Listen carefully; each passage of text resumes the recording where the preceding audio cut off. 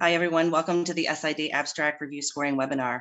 There are over 30 people joining us today, so thank you for your time. Please note that this webinar is being recorded, and a link to the recording will be posted soon. My name is Robin Cipoletti, and I work at the SID Administrative Office.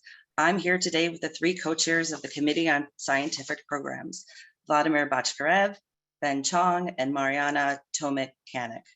So this year, there were 867 abstracts submitted from 27 countries. This is an increase of 160 abstracts, or 22% over last year. So we are trending upwards. With the submission period just ending a few days ago, we're still gathering data and happy to share more stats with you in a follow-up email. The SID will also be offering a late-breaking abstract period during the month of March, and we're expecting some good numbers there as well. More information on late-breaking abstracts will be rolled out soon. The abstracts fall within one of 16 categories. A listing of the categories and reviewers were posted in that calendar invite that was sent out. Ben's going to start things off for us this morning. So Ben? Everybody, my name is Ben Chong. I'm over at Dallas at University of Texas Southwestern Medical Center. It's a pleasure to have you all here. We decided to have this meeting because we wanted to really give you all instructions and guidelines on reviewing the abstracts, because your role in doing this is really important to really help decide which abstracts will be considered for plenary talks and symposiums, as well as e-posters. And so we wanted to give you this an overview and some recommendations for this process to go smoothly. So I wanted to briefly go through some of the just dates and also things to remember. Many of you have been actually designated as initial reviewers. You've been invited by different people who are the final reviewers for each of your abstract categories. So for those who are initial reviewers, you will be notified by email that the website is live, and I think hopefully Robin can put the link for that abstract on the chat, but it will be open tomorrow. And then you will have until January 30th to put in your reviews and enter in your reviews. Then the final reviewers will go in and actually do the scoring for all the abstracts starting on January 30th all the way until February 7th. Next slide, Robin. And so what will happen is after these scoring is done, the final reviewers will actually put in their rank list of the best 25 abstracts for each category. And so there'll be recommendations that will go later for the top 1 or 2 to be plenary session talks. And then the following 12, I believe, are going to be symposium talks. And then the others, the final 10 to 12 will be actually poster talks. And these are really important for us because we'll take those recommendations as chairs when we meet at the end of February to decide, the final talks for plenary talks, and put those together, and then also organize the other talks to be put into the different sessions for symposium and e-poster talks too. There will be actually a late breaking abstract submission period that Robin just mentioned earlier. That will be open in March, all the way in March, and then as chairs we'll be all reviewing those abstract submissions. And what's new this year, which is really exciting, is that some of them will be also considered for oral presentation too, so that we can also have those talks be highlighted. And I'm going to hand this off to Mariana. Good morning, everyone. My name is Mariana Tomic-Sanic. I'm from University of Miami, and it's really wonderful to have you this morning, and thank you for your service and help to us. Just to go a little more into details of for initial reviewers, as you heard already, you will be able to access the Abstract Central's website and log in the system with the credentials that will be emailed to you. Instructions how to score the abstracts are listed on the top of the page. The abstracts for your given category will appear again in the cluster of groups of 50. Obviously, we would really appreciate if you will score all the abstracts. that you have received and that are listed in your site. One thing that is also very helpful to us, because again, numbers are numbers, is and we would really like to encourage everyone to give a comment during the review. And not elaborate, sometimes 2 words like small, bad controls, small sample size, something like that, so that it is instructive, or if it's superb, whatever small comments that will really help us in the final decisions in sorting the abstracts in a different as a parts of the program. And of course, we would really appreciate if you adhere to the deadline for initial reviewer scoring, as Robin and Ben mentioned. The scoring ends on Sunday, not this, but the next Sunday, January 30th. And that's the time where the final reviewers take over. And so again, very similar, the access to the Abstract Central will be through the system with your credentials. And then instructions will be again there on the top of the page. Everything is pretty much similar to what I just said, with the difference that obviously your starting period is January 30th through February 7th. And so keep in mind that for final reviewers, right, you will face disparate scoring. For those of you who haven't seen or haven't participated in this process before. And so we would really like you to critically assess the abstract in the context of the initial reviewer scores and their notes and comments, and then make an executive decision rather than taking an average between the two, if they're disparate in particular. So, or if you have a different opinion, so we really, the final reviewer scores is really what instructs us to kind of and direct us to select the best of the best from the different categories. And so the next slide.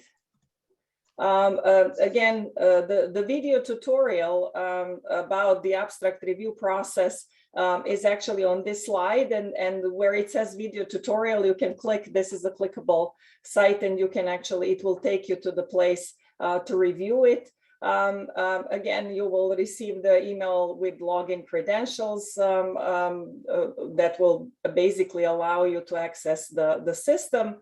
To view each abstract, you can click on the ID, control ID, and the pop-up window will appear and display it. You can review the abstract online, assigning each abstract a score and provide, again, any comments. Once you enter the score, it's automatically being saved, so you really do not have to look for any kind of save button. Again, important aspect of all this process is to be as objective as possible. And so for any conflict of interest, which is basically defined as having personal or professional relationships with the authors, either in the past, currently, or in nearby future that will happen. And so if you click this box, you will not be able to enter the score. And so for the wrong category, because sometimes, even though submitters choose the category, sometimes you can assess, in your estimate, this is not appropriate category. And even though it might be so, please make that comment, but still score the abstract, right? We still want to get the quality of science input. And so even though if it's wrong, making a comment that it's a wrong category and suggest maybe a better or more appropriate category, but we would really encourage you to score the abstract. And so I think now I'm passing the mic to Vladimir. Hi, everybody. I'm Vladimir Bochkarev from Boston. And just to summarize a few final slides, as Ben said, that based on your scores, 1 or 2 abstracts from each category will be selected for plenary talks. And for concurrent talks, it will be 12 abstracts, 12 best abstracts, and up to 10 abstracts will be selected for e-poster talks. And when you score, next slide, please. Yeah, and when you assess the abstracts, please consider the score range for outstanding categories, which will probably be selected for plenary talks, and the rest of the outstanding categories from abstract scores, let's say 1.5 to 1.75 for initial reviewers, and 1.5 to 1.9 for final reviewers will be selected for concurrent oral presentations. And the lower scored abstracts with excellent scores will be also considered for concurrent or e-poster presentations. And the rest of the abstracts will be considered as posters only, and there is a category of not acceptable for presentation at this meeting. You also might consider that some abstracts, they just kind of, not good enough for quality of the data is not good enough for presentation of the meeting.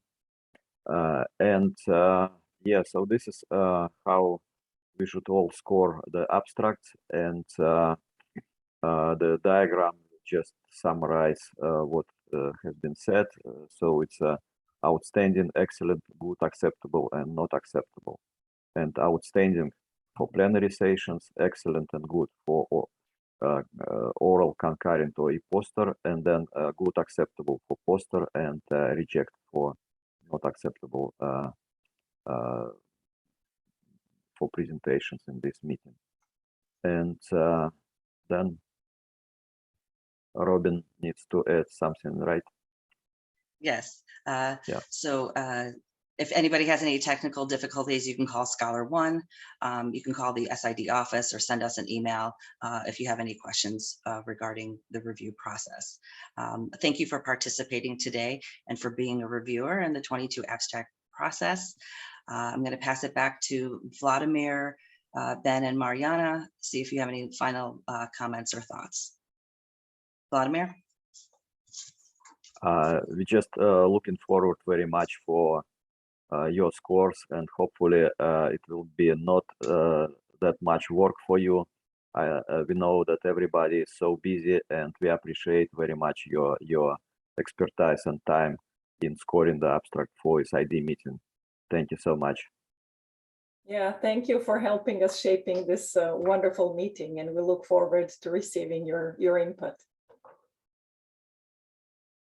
And thank you for your time. We hopefully will have the chance to meet you all at the meeting. Yes. And just thank you personally for your help. And I think we value all of your input.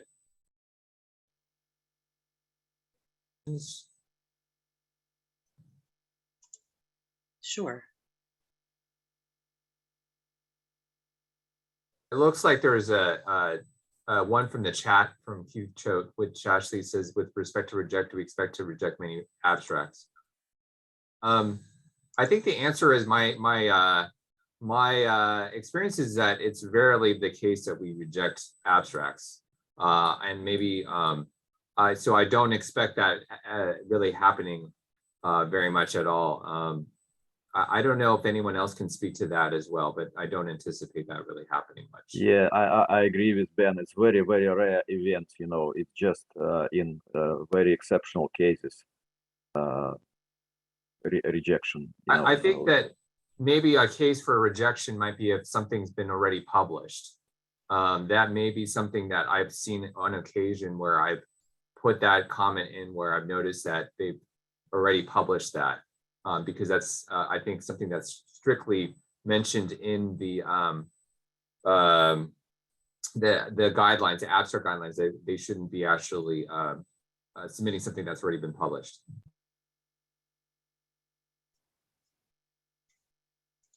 It looks like Christina de Guzman Strong asked, will the reviewers be blinded to the authors of the abstract? I don't know. I forgot I'm not sure if I know the answer to Robin, that. Yes, can you help so us? the initial reviewers, they're blinded. Okay. For the final reviewers, they do see who the presenting author is. And that's really because we have to plot them in the various sessions and to make sure it's all balanced. Mhm, mhm.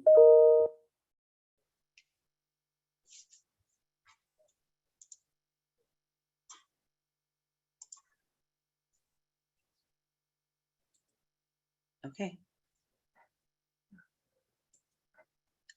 Doesn't look like there's any other questions. So again, thank you everyone for your time today. And again, a link to this recording will be available soon.